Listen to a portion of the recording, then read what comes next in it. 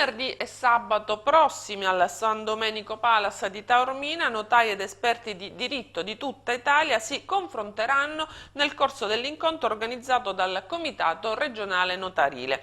Un appuntamento annuale che quest'anno è mirato sul tema il notaio e l'attività negoziale atipica, che punta a focalizzare l'attenzione su attività negoziali caratterizzate da un particolare profilo casuale, diverso da quello dei tipi negoziali più ricorrenti nell'attività degli studi notarili, quali la vendita, la donazione e la divisione.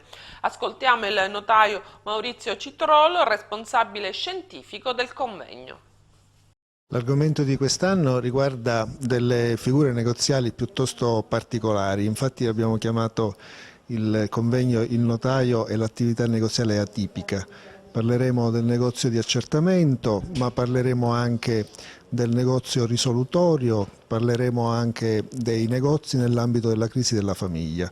Quindi sono vari temi, ma tutti accomunati dal uscire al di fuori dei normali schemi. Non si tratterà di normali vendite o normali atti di donazione, ma un'attività negoziale più complessa. Il convegno sarà venerdì e sabato prossimi, ci sono giuristi molto conosciuti come il professore Perligeri, il professore Gentili, avremo il magistrato Giacomo Berto che è tra i maggiori esperti di diritto di famiglia in Italia.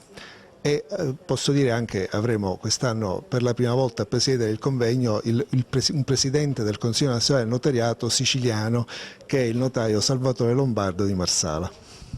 Uno degli argomenti che sta destando anche polemiche riguarda la negoziazione assistita, in particolare 2 sentenze che ci sono state.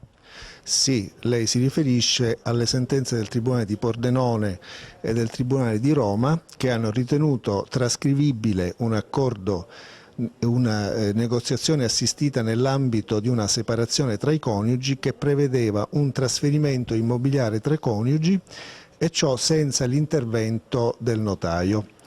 A nostro avviso e a avviso di molti che hanno commentato questa sentenza, si tratta di un discutibile arresto giurisprudenziale, in quanto la negoziazione assistita, che è giusto ricordarlo, è un modo alternativo di risoluzione delle controversie che non impegna direttamente la giustizia, perché viene gestita direttamente dalle parti assistite dai propri avvocati. I tribunali in questione hanno ritenuto che nella specifica materia della separazione e del divorzio l'accordo negoziale non sfugga alla previsione generale che la norma sulla negoziazione assistita ha introdotto, per cui tutte le volte in cui c'è da compiere un atto soggetto a trascrizione è necessario l'intervento del notaio. Quindi si tratta di una sentenza che ritiene che in queste categorie giuridiche ci sia una deroga rispetto a un principio generale che invece noi riteniamo debba essere osservato sempre. Noi riteniamo che questa sia stata la scelta del legislatore nel bilanciare gli interessi.